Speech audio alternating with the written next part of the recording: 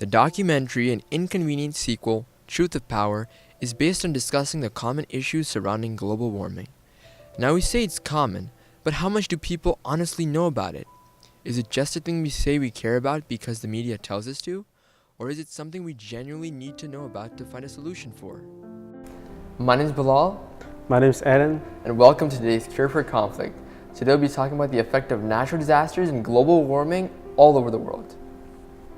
So, what are you feeling when you see all the earthquakes, hurricane, or the natural disaster around the world? If I were to describe my feelings in one word, it would be fear. Because these days a lot of these phenomena are happening in places where they normally don't happen and they're not supposed to happen. Such as tornadoes hitting Texas and floods hitting Texas in a place where there's mainly an arid climate. And I guess I fear it because of global warming, which is causing all of this.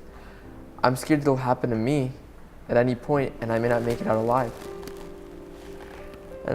But there's one positive out of this, is that people are becoming more, talkative about this kind of situation since it's happening so consistently. And now they're opening up talks with politicians and people in the certain fields and certain, industries to create less greenhouse gases and be more environmentally friendly so that we don't harm the earth to the point where we're pretty much doomed.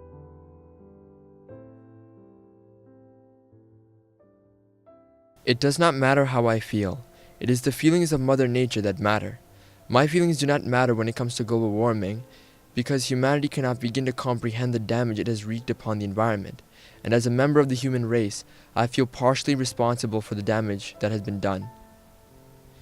Because of humanity's callousness and my own, nature has sent earthquakes and risen the sea level as a direct result of global warming.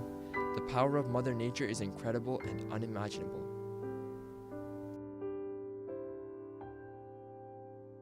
If Greenland broke up and melted, or if half of Greenland and half of West Antarctica broke up and melted, this is what would happen to the sea level in Florida.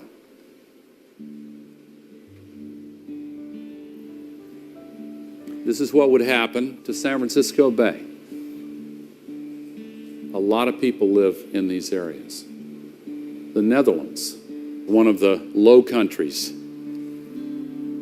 absolutely devastating. The area around Beijing that's home to tens of millions of people. Even worse, in the area around Shanghai, there are 40 million people. Worse still, Calcutta and to the east, Bangladesh, the area covered includes 60 million people. Think of the impact of a couple 100,000 refugees when they're displaced by an environmental event. But this is what would happen to Manhattan.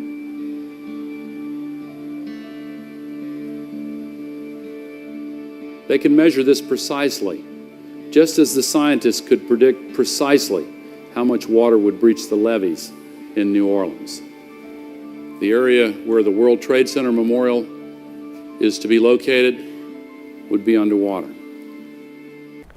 Do you have any experience in natural disasters? Yes.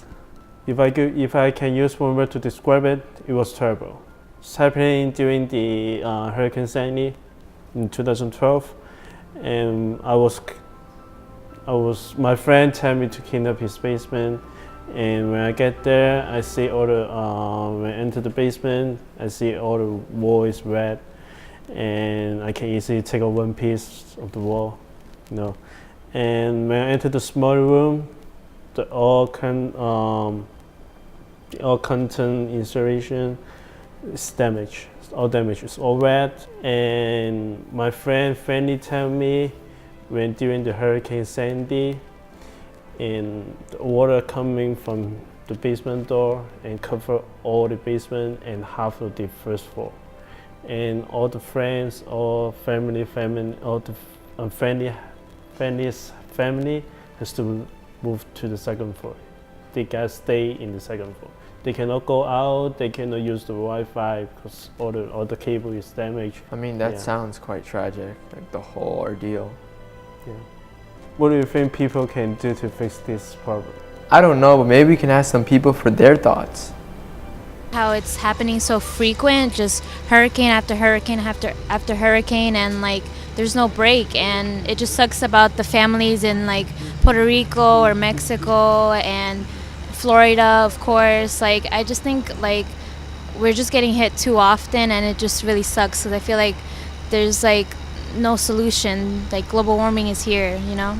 Mother Nature is still striking us and still teaching us a lesson, whether it be that we're, whether we screw with the world a little bit, or if it's, it's just simply being a natural disaster. What suggestions would you make, for us to limit global warming?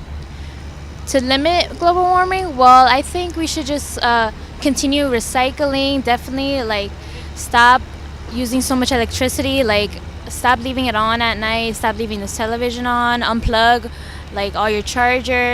It sort of cut down, well, entirely on like gasoline usage and rely more on electric powered cars, and for electricity rely on solar power to create electricity. That way we're taking out the coal and fossil fuel elements of creating electricity, and we're taking out the fossil fuel elements out of cars in general.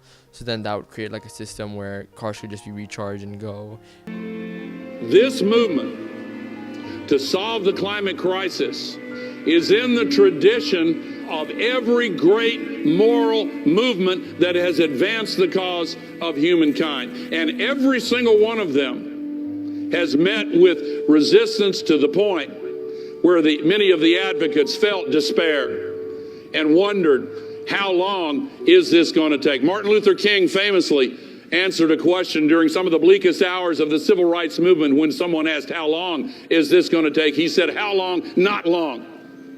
Because no lie can live forever. How long? Not long. Because the moral arc of the universe is long, but it bends toward justice. How long? Not long. We are close in this movement. We are very close to the tipping point beyond which this movement, like the abolition movement, like the women's suffrage movement, like the civil rights movement, like the anti-apartheid movement, like the movement for gay rights, is resolved into a choice between right and wrong.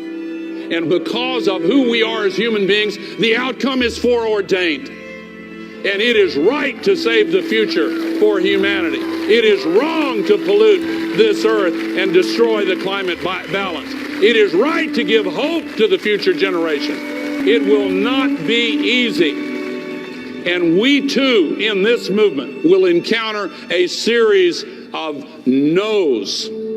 After the last no comes a yes. And on that yes, the future world depends. Thank you for watching this week's Cure for Conflict. This is Bilal and Alan signing off. Be sure to smash the like button on our Facebook page, subscribe to our YouTube channel, and follow our Twitter and Instagram. Thank you for watching, and goodbye.